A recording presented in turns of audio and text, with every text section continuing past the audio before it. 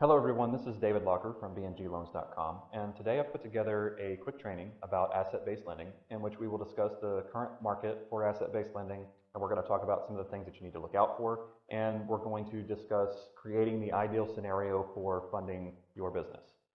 But first, we're going to cover a quick summary on asset-based lending, which requires some form of collateral, which is more commonly accounts receivable or the inventory of a company, but other assets such as business equipment or commercial real estate can also be used. Now you're going to find that you're going to get the most funding from accounts receivable, which is going to be generally around 75 to 80% of the invoices that are owed to you. But you can also get funding from inventory, which is going to be around 50% of the potential profit from the sale of that inventory. And then for equipment and commercial real estate, that's going to fall between the 50 to 80% of the amount that is going to qualify as an asset, which means nothing is owed on that portion. So you can have another loan out on your equipment or your commercial real estate, but the part that's been paid off is the only part that's going to qualify as an asset. Now, as far as terms, some lenders are going to offer lower percentage rates or interest rates or due diligence fees and monitoring fees based on the loan is secured by collateral, but that's not always the case. The financing companies that give these types of loans out, they're not using creditworthiness or bank rating or cash flow as approval criteria, which makes the loan more of a risk on their part in some cases. So they charge those higher fees because they're giving you more lenient qualification parameters. Additionally, lenders are going to tend to charge the same fees for a small business as they would for a large business. And that's because their monitoring cost isn't going to be much different based on the size of the account of inventory or accounts receivable. So they're generally going to prefer to loan to medium to large size companies for these asset-based loans. And to qualify for a medium to large size company, you have to be doing 10 million plus in annual revenue. All right, so business owners don't always like the finance company's invoice collection criteria. And that's because oftentimes the lender is going to require invoice payments are made directly to them or to a third-party service, and they'll annotate that in the loan terms. Now, this presents a couple of issues, especially for small businesses. Small businesses generally have a loyal client base, and this can create like a possible alienation situation going on. And that's because now that client is making payment to another place, like a finance company or a third-party service, and it's a place other than where their product or service originated. And more importantly, the business is going to lose control over its cash flow. So you have to ensure that as these invoice payments are going to that third-party service or the financing company until they've collected it all, you have to be sure that the loan amount is going to cover you for the term of the loan. Now, some lenders will actually require a portion of the profits as opposed to charging interest on the loans. So it's going to create a different dynamic of calculating whether the loan is going to be profitable. Now, usually we suggest or we recommend that you use the 30% of half the potential profit in order to assess whether the loan is going to be, whether the loan is right for your business.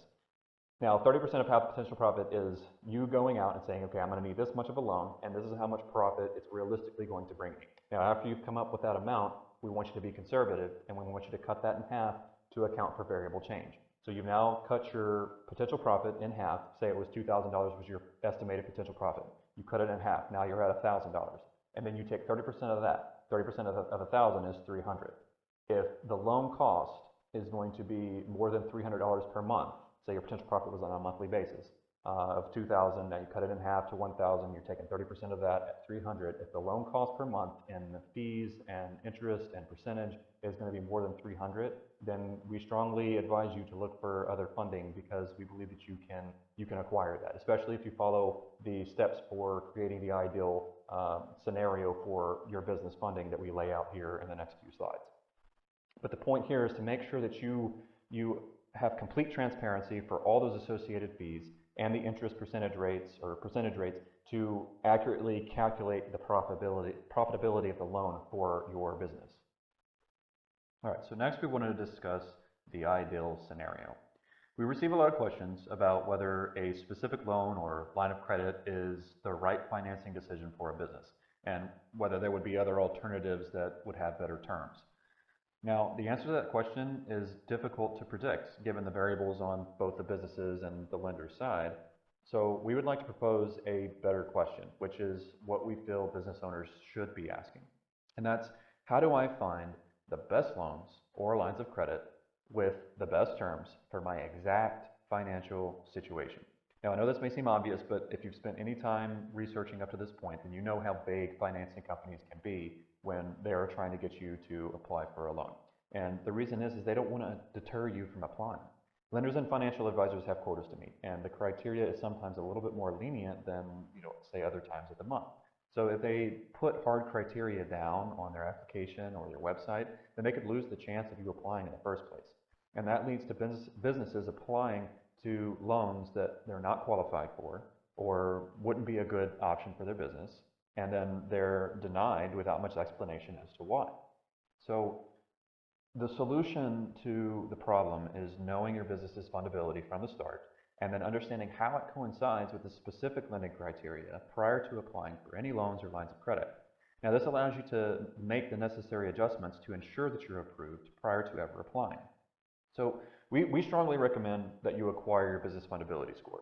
And you can do that by taking a short test that's available through our website at bngloans.com.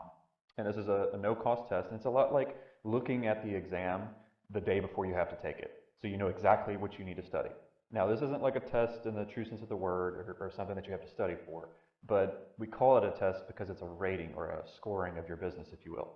And the study part comes when you're fixing any of the problems prior to needing to pass the lender's test when you actually apply for a loan or line of credit. Now, what the test does is it provides invaluable insight into your business's financial foundation. And it's going to allow you to see exactly what loans or lines of credit that you're pre-qualified for right now. And it does this all without creating an inquiry on your credit report. So if you were to go off and apply to a bunch of loans and lines of credit, that creates an inquiry on your credit report. And if you consistently do that, then it's a negative impact. So the unique advantage here is that you're going to see your business from a lender's perspective. And you're going to know if there's anything that should be corrected prior to ever applying for a loan or line of credit. Now, this creates the potential for that ideal scenario of having multiple funding options available to you where you can pick the best terms for your business's circumstance. And it's going to help you determine exactly how to achieve that scenario. But it all starts with the business fundability test, which you can access the test below the video. It's only going to take you about 10 minutes of your time, and it provides an extremely valuable resource for you getting the funding that you need. Now, we know your time is valuable, so we promise not to waste it. I want to thank you for watching this video, and I truly hope it has given you a great insight on your next steps to getting business funding. This is David Locker for BNG Loans, and we will see you on the inside.